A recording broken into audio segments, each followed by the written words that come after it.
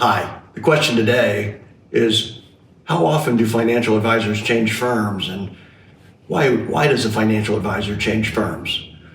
If a financial advisor changes from a large brokerage house where they were an employee and they move to a new large brokerage house or even regional brokerage house where they are still an employee, that move tends to be for a large bonus payment.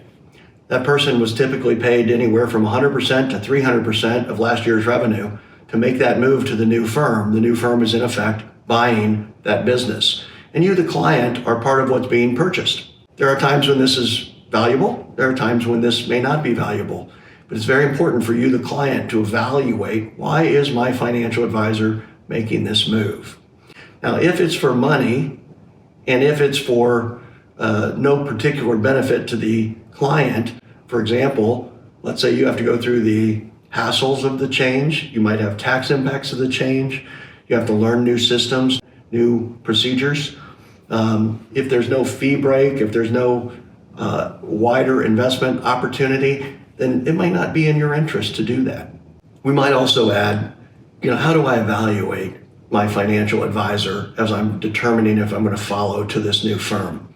Well, there are a number of ways. Number one, what's their longevity in the industry and their longevity in their relationship with you? That's an incredibly valuable asset.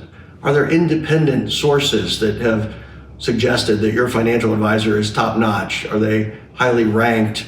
Are they reputable? Finally, in the transfer process, before you ever sign an ACAT and before you ever transfer your funds, I think it's an incredibly valuable step to review the FINRA or the SEC broker check. If you Google FINRA broker check, you'll find this readily. Put in your advisor's name, your city, and things will pop up. It'll give you an indication if there are any problems that are perhaps traveling along with that advisor from the old firm to the new firm. You should be aware if such problems exist and know that as you're making your decision. These are just ways to determine that, yes, this advisor is making a move for the right reasons, and I'm interested in following that advisor, as opposed to my hairs on the back of my neck have stood up and I'm wondering what's going on here. That's never a good feeling and probably should be a warning. Now let's evaluate if a financial advisor makes a different kind of a change. What if a financial advisor goes from a large brokerage house to an independent environment?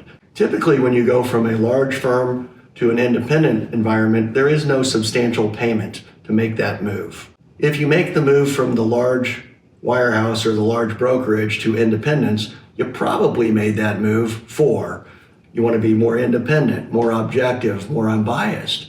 Perhaps you made that move for a wider array of investment options that weren't in existence or the big wirehouse didn't offer. Perhaps you're making that move for better technology or to own your own building or own your own space and have a more interesting environment for your employees and your clients to meet in. There are a variety of reasons. Let's go to the secondary question of how often do financial advisors make changes? Well, if you get paid a large bonus to move to a new firm, that new firm typically wants a non-compete.